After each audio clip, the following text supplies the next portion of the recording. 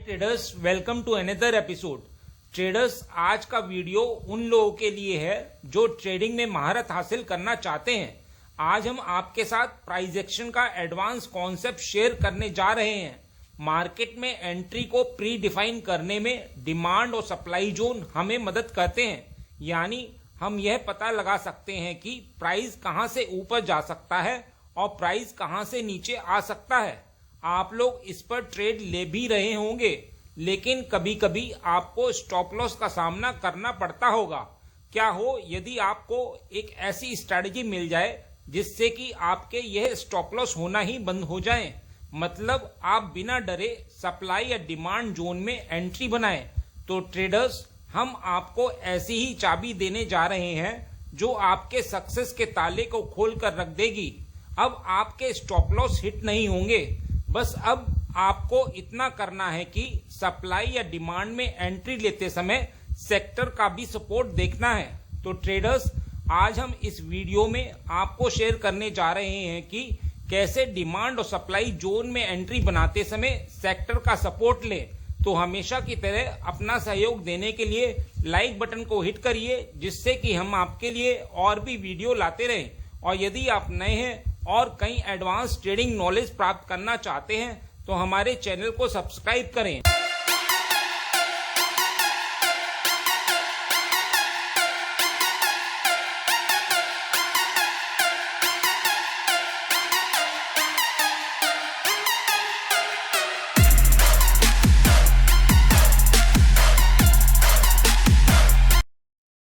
आगे बढ़ने से पहले मैं आपसे पूछूंगा एक क्वेश्चन, जिसका आंसर आप सब लोग करोगे कमेंट सेक्शन में। क्वेश्चन ये है, वीवेब ट्रेडिंग स्ट्रैटेजी को ट्रेड करने की क्या कंडीशन है। तो ये हैं आपके ऑप्शंस। ए, 5 मिनट टाइम फ्रेम पर दिन की सेकंड कैंडल ने वीवेब लाइन को टच ना किया हो, या फिर बी, 5 मिनट टाइम फ्रेम पर दिन की सेकंड कैंडल ने वीवेब लाइन को टच किया हो। कमेंट सेक्शन में करिए उत्तर। जो लोग सही आंसर करेंगे, कोशिश करूंगा कि उनके कमेंट को हार्ट दे दूं, ताकि बाकी लोग समझ पाए कि सही उत्तर क्या है। तो ट्रेडर्स, सवाल उठता है कि शुरुआत कैसे करें। तो यह बड़ा ही सिंपल है। आप जब भी इन्वेस्टमेंट ट्रेड, स्विंग ट्रेड या इंट्राडे ट्रेड लेते हैं तो आप एंट्री के लिए एक अच्छे डिमांड जोन को तलाशते हैं, मतलब टॉप डाउन अप्रोच से क्वार्टरली, मंथली या वीकली डिमांड जोन को ढूंढते हैं। इससे आपको बहुत अच्छे ट्रेड सेटअप मिलने लग जाते हैं और कुछ सालों में आप ऐसी स्किल प्राप्त कर लेते हैं कि आप हर साल पैसा 10 गुना भी कर सकते हैं। यह टॉप डाउन अप्रोच आप हमारी पहले की वीडियो से सीख चुके हैं। बस आज हम आपको इसके साथ सेक्टर के सपोर्ट को कैसे यूज करें भी सिखाने जा रहे हैं। तो अब सवाल है कि यदि हमें बैंकिंग स्टॉक में स्विंग ट्रेड या इंट्राडे ट्रेड करनी है तो टॉप डाउन अप्रोच को कैसे काम में लें। तो उसके लिए सबसे पहले हमें बैंकिंग स्टॉक के सेक्टर यानी बैंक निफ्टी के चार्ट को देखना होगा। तो आइए सीधे चलते हैं बैंक निफ्टी के चार्ट पर। यह बैंक निफ्टी का वीकली चार्ट है। यहाँ हमने वीकली डिमांड जोन मार्क किया है और अब हमें प्राइस के डिमांड जोन में आने का इंतजार था, जो वह 23 जनवरी के वीक में आया है।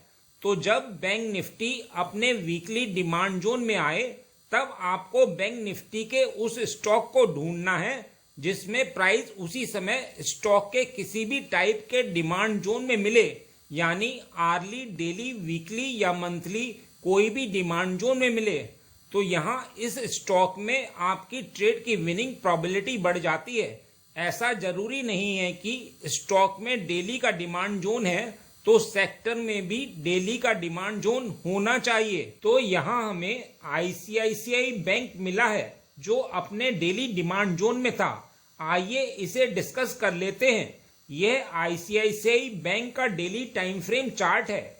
यहाँ हमने डेली डिमांड जोन मार्क किया हुआ है और प्राइस के इसमें आने का इंतजार है।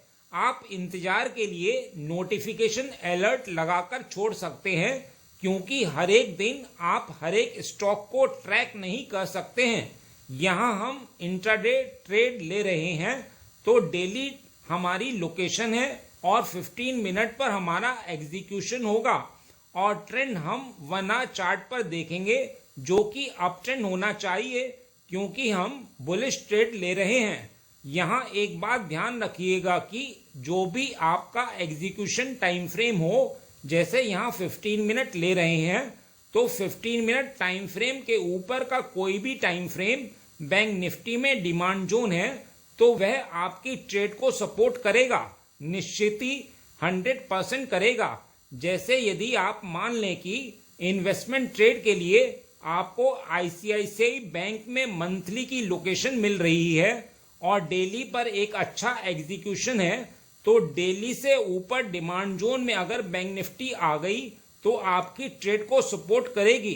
तो जैसा हमने ऊपर सीखा है उसके अकॉर्डिंग पहले ट्रेंड चेक कर लेते हैं कि 1 आवर पर आईसीआईसीआई स्टॉक का ट्रेंड क्या है। यह आईसीआईसीआई बैंक का 1 आवर टाइम फ्रेम चार्ट है।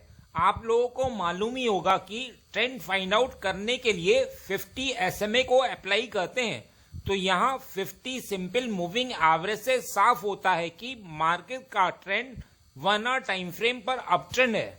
तो जो हमारा 15 मिनट पर बाइंग का व्यू है वह बिल्कुल सही है। आइए अब एग्जीक्यूशन पार्ट पर चलते हैं। यह आईसीआईसीआई बैंक का 15 मिनट चार्ट है। यहाँ हमने 15 मिनट पर डिमांड जोन मार्क किया है। 25 जनवरी को प्राइस हमारे डेली डिमांड जोन के पास है। यह हमें अलर्ट नोटिफिकेशन से मालूम चल जाएगा। उसी वक्त हमें सेक्टर यानी बैंक निफ्टी में प्राइस की पोजीशन देखनी है। बैंक निफ्टी में प्राइस 25 जनवरी को वीकली डिमांड जोन में आया हुआ है तो बस हमें यही तो चाहिए था। हम अपना buy limit order ICICI bank के डेली डिमांड जोन की प्रॉक्सिमल लाइन पर रखेंगे और ऑर्डर ट्रिगर होने के बाद stop loss 15 minute demand zone के डिजिटल लाइन पर रखेंगे। क्योंकि हम इंट्राडे ट्रेड ले रहे हैं तो हम अपना टारगेट RR 1:2 रखेंगे। यदि आप इसमें स्विंग ट्रेड भी लेते तो आपको एक बहुत अच्छा RR 1:5 मिल जाता। आइए देखते हैं कैसे। यह हमारा आईसीआईसीआई बैंक का 1 आवर टाइम फ्रेम चार्ट है। हम यहाँ 1 आवर का डिमांड जोन मार्क कर लेते हैं। अब हम एग्जीक्यूशन 1 आवर पर कर रहे हैं। डेली पर हमारा ट्रेंड अप है जो हमारी बुलिश ट्रेड को जस्टिफाई करता है।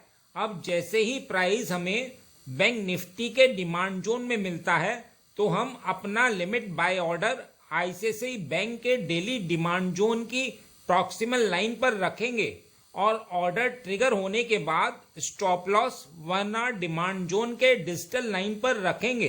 क्योंकि अब हम स्विंग ट्रेड ले रहे हैं तो हम अपना टारगेट जहां से प्राइस में भारी गिरावट आई है वहां तक रखेंगे जो RR 1:5 से भी अधिक है। एक इम्पॉर्टेंट पॉइंट याद रखिएगा कि यदि प्राइस सेक्टर जैसे बैंक निफ्टी के डिमांड जोन को हिट करता है और उसी समय सेक्टर के बहुत से स्टॉक जैसे आईसीआईसीआई, एचडीएफसी, एक्सिस बैंक आदि अपने डिमांड जोन में आते हैं तो सेक्टर सभी को सपोर्ट करेगा।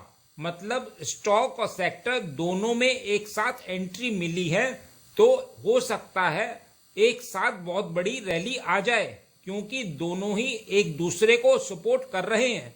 मतलब दोनों में डिमांड जोन आया है, इसकी वजह से वो चलेगा और उसकी वजह से यह चलेगा।